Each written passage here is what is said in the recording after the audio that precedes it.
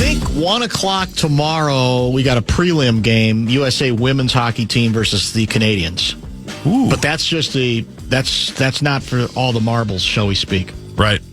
We edged Switzerland today 5-0. We heated up there in the third. We did, and we definitely took care of business. We'll try to catch up with the Russo Radio later in the week. Maybe a little Billy Guerin before we're done. Who's to say? Not today, but before the week is done. Ben Lieber is going to join us about 4:47 or so. We'll get his Super Bowl 60 review, his reviews, and also maybe some reaction to from him regarding the future of his favorite football team, the Minnesota Vikings. Find out where he thinks we might go. General manager's search eventually, even though we're waiting on that.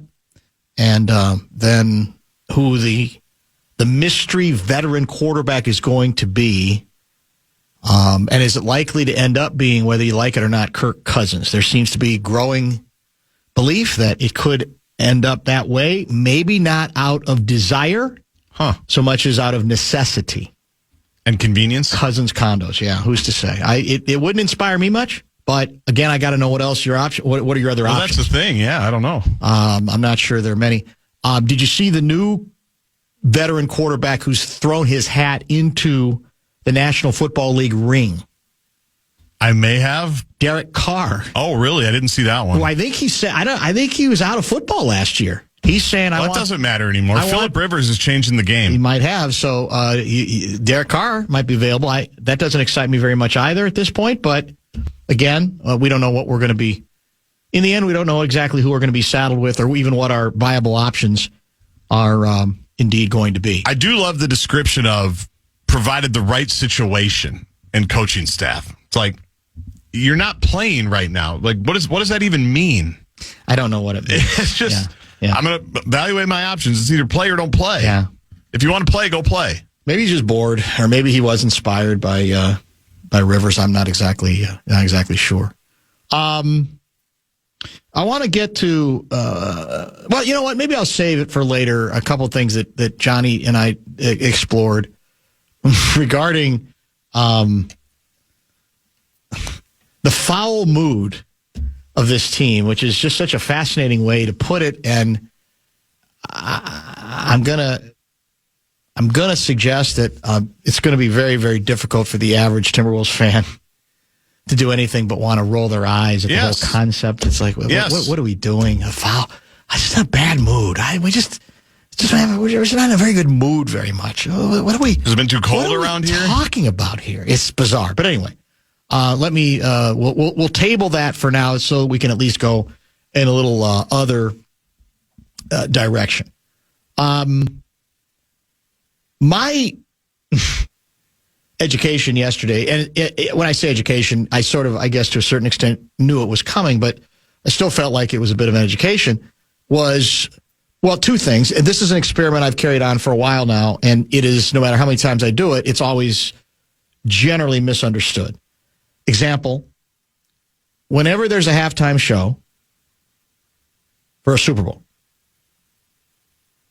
whenever the show commences, no matter who is entertaining, within 30 seconds of the halftime show commencing, I offer up the obligatory, yet again, not as good as Prince tweet.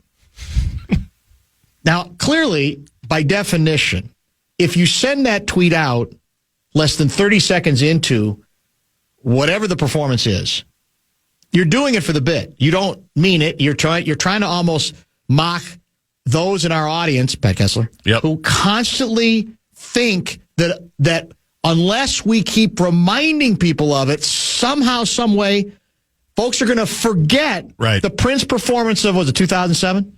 Yeah, in Miami. In Miami, yeah. It's just like Bears Colts. No one's ever going to forget it, but we're very defensive about that, and we're very insecure about it, so we do. So I do it not meaning it, because what if the greatest performance in history is about to follow? I can't know that. I'm just doing it to do it. But because people don't pay attention to timestamps, first of all, they say immediately, you're right. Yes, let's never forget Prince. It's automatic. And then there's others who think I tweeted it later who say, damn right, compared to what we just saw, that couldn't hold a candle to what Prince was doing. When my tweet in no way is an attempt to say anything about any given halftime show. The bad ones, the mediocre ones, the great ones, the good ones, whatever. Now, regarding who was the halftime performer? Bad Bunny. Bad Bunny, who I knew very little about other than what I'd read. Not all that familiar with much of Bad Bunny's music going in. We had some fun with that on the Enough Said program. Here is my dream. Tell me if this is a pipe dream. Tell me if there's any reason to believe that this dream might ever be realized. Here's my dream. Is it ever possible that we wait to make a decision on whether we like the performance or not until we actually watched it, as opposed to us being obligated to either like it or hate it? Be predisposed to either liking or hating it on the basis of everything we've been told before the performance. Is that dream too much to ask? That we, at some point, no matter what your expectations were going in, no matter what your biases are going in, you simply say, I'm not going to dismiss it or celebrate it until I actually watch it.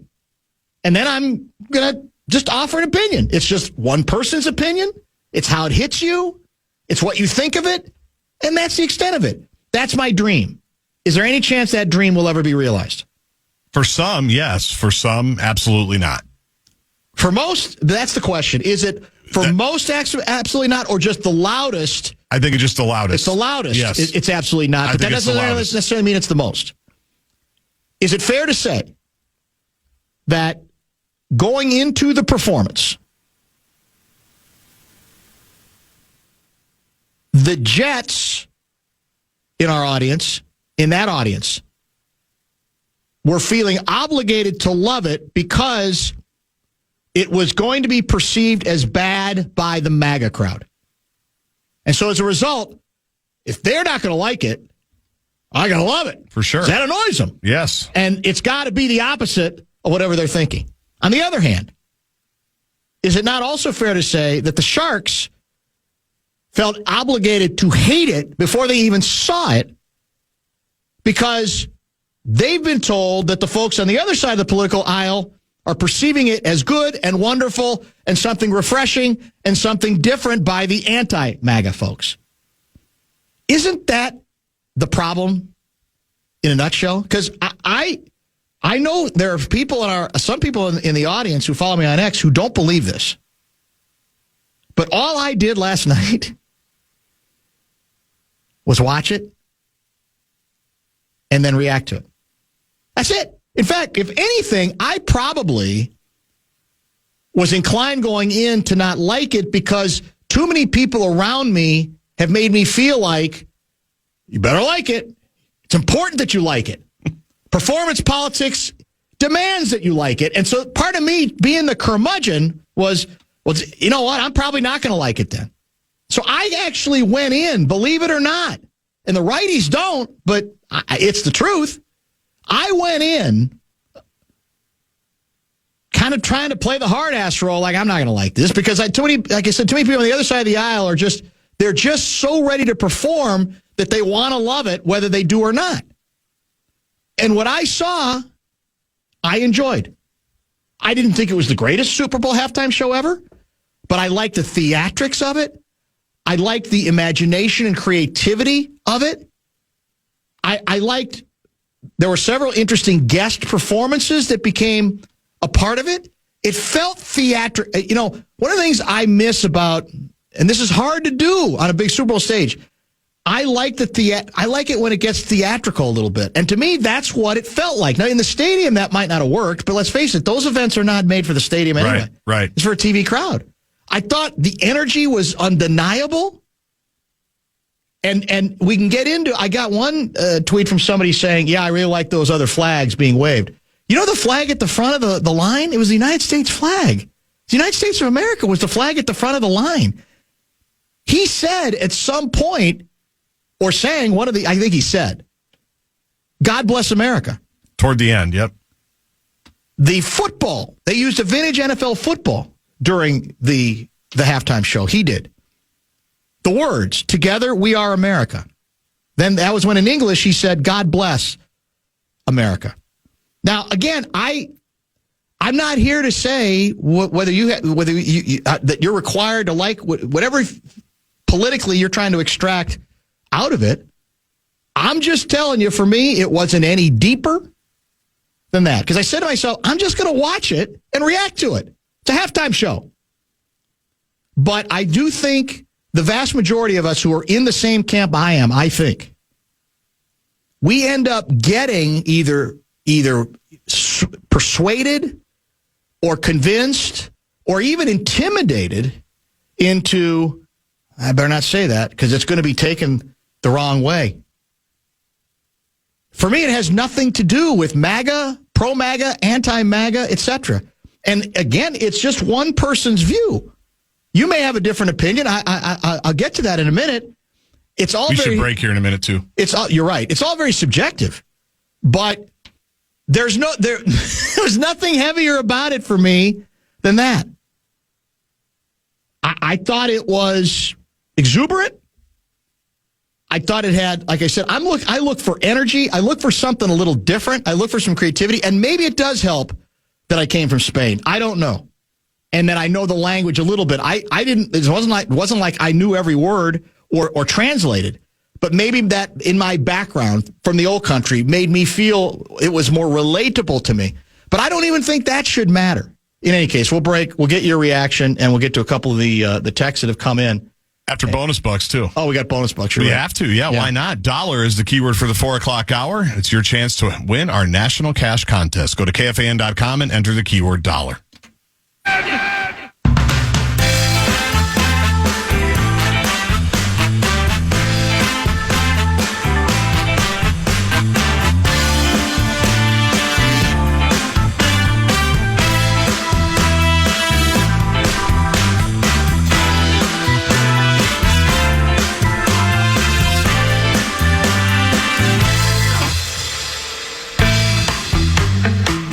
It's all about sustenance to the enemy. We can't give it.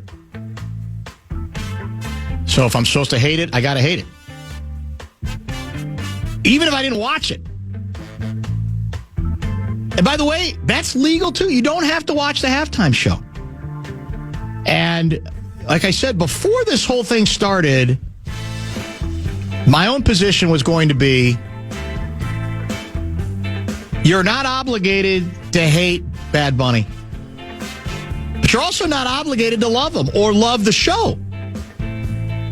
But we get in these boxes, and that's what we put ourselves in, and we're not honest about it. That's the part that drives me crazy. Did you watch it, or were you busy with the kids? Or okay? No, I did watch it. And actually, I watched it at the party we were at when I got there, and then I watched it again today just because I wanted to kind of see it again and just be able to kind of lock in more.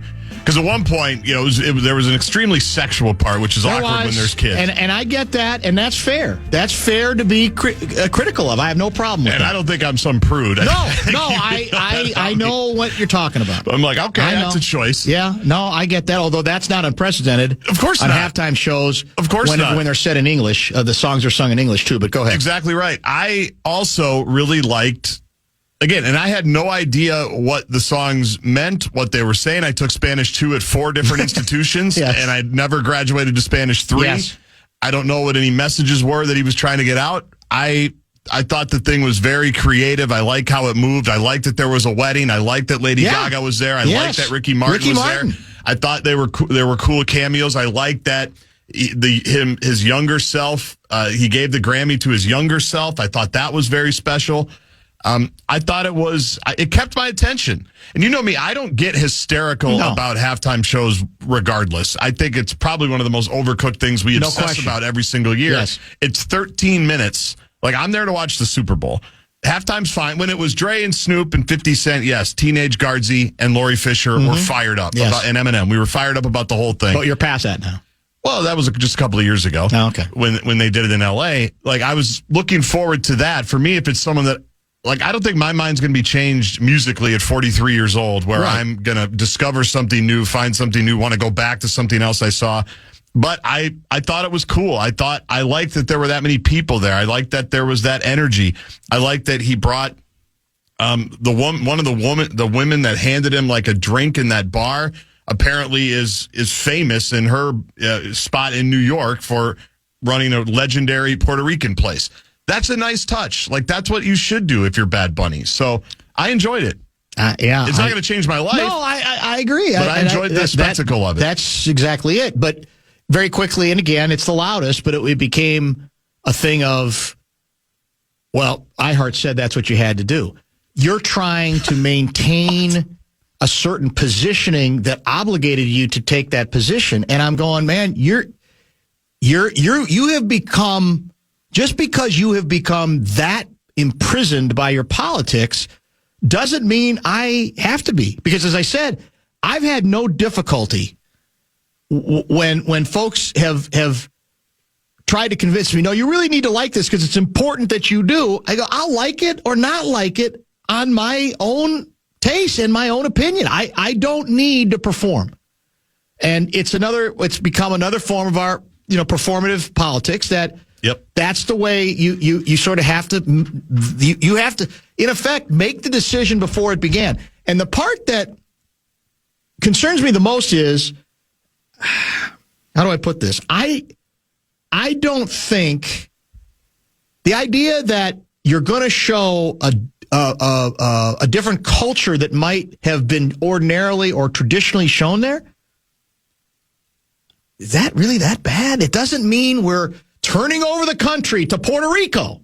It just means we're going a little different direction here. We've gone what you could call, if you want to call it this term, a more Americanized direction forever. So what is really lost? The stat I saw is that there are 50 million people in the United States whose first language is Spanish. Now, we can say, well, is that a good thing necessarily? I don't know. I mean, when my family came over from the old country, they felt absolutely obligated to learn English. But to be honest, when they continued to be in their homes, they spoke Spanish.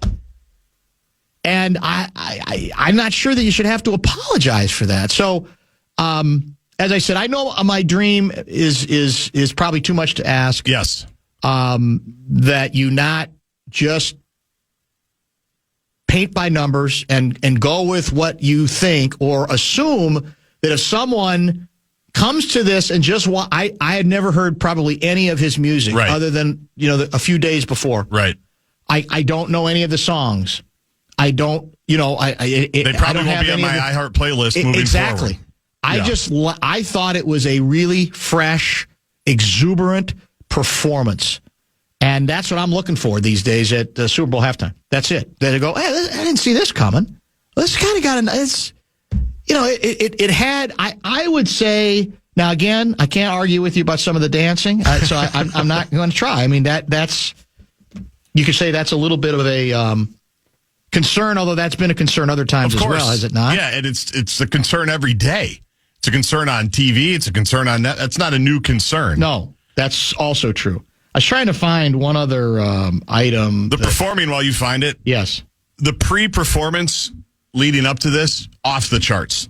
The pre-performance of, I'm either going to love it for sure, you have to love it as well, to the, I'm not going to watch it.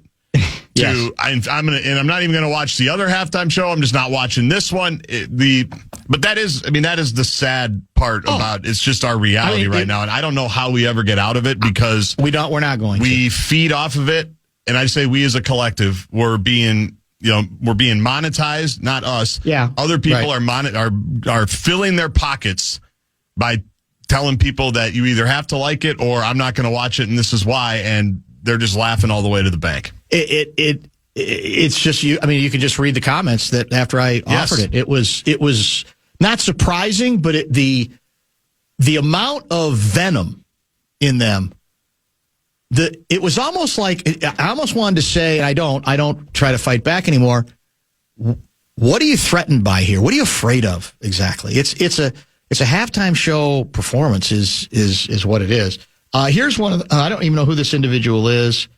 Bringing out Lady Gaga the energy was undeniable. Bringing out Lady Gaga for a salsa remix of Die With a Smile and having Ricky Martin join for a duet, that's legendary level. Bad Bunny didn't just perform, he hosted a global party that felt years ahead of the traditional halftime formula. Now, again, I'm not telling you have to agree. I'm saying for me, there is no political thought put into the position I've taken, because if I start going down that road, then I feel like I'm lying to myself and lying to people if I feel I politically have to be obligated to either despise it or to treasure it. Then I feel like I'm sacrificing my own belief for the purposes of what? I don't know that it makes any difference. Did you see who went after the president? Speaking of unlikely, who of course did call it the worst, absolutely terrible, one of the worst ever. Makes no sense, in affront to the greatness of America. Piers Morgan. Oh, Piers. Piers Morgan, who is not exactly, I think, again, considered hardcore lefty guy. I couldn't disagree more, Mr. President. I absolutely love Bad Bunny's halftime show. Amazing theater, choreography, great energy, superbly confident performance, and a very welcome, unifying message. Oh, and Spanish is the first language for 50 million plus Americans. Again, I don't think you have to believe that, but I think if we lose the ability to consider this simple proposition, that what I was doing and what a lot of people were doing was simply reacting to what we saw and what we heard, without all the other performative stuff that goes with us with it. If we can't accept that, we are doomed. We're pretty much lost at that point, and sadly, I think that's precisely where we indeed are. Somebody said, well, won't you admit you're trolling? I was trolling with the first tweet.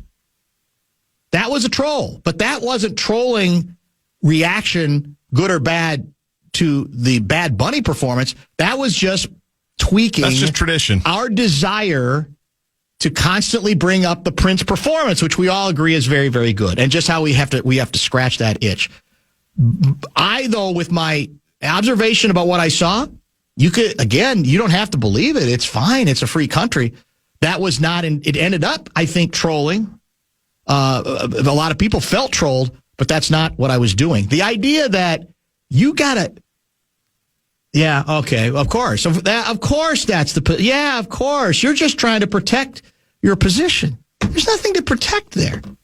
You're looking too hard for conspiracies. We need a break, don't we? Let's stay on schedule. Lieber coming up to talk the game itself, Super Bowl 60 at about 4:47.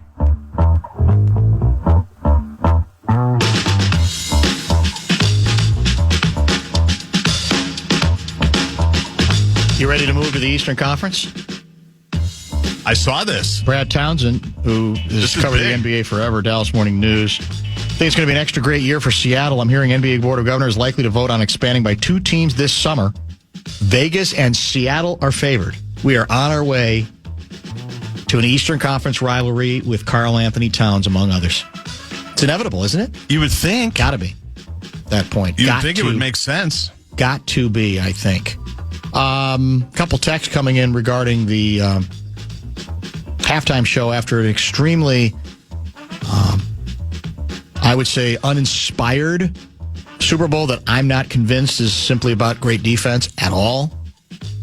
I came away thinking maybe the Vikings dodged a bullet not trading up to get Drake May after that performance. Well, I actually am more rattled about KOC's quarterback evaluation. If that was the guy he really wanted from that draft. That's true. I can't say I've watched the All-22 of Drake May all year.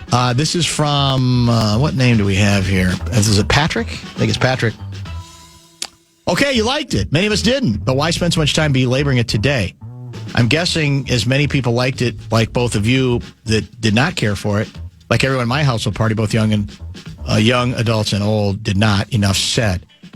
The answer is pretty simple, Patrick, because I'm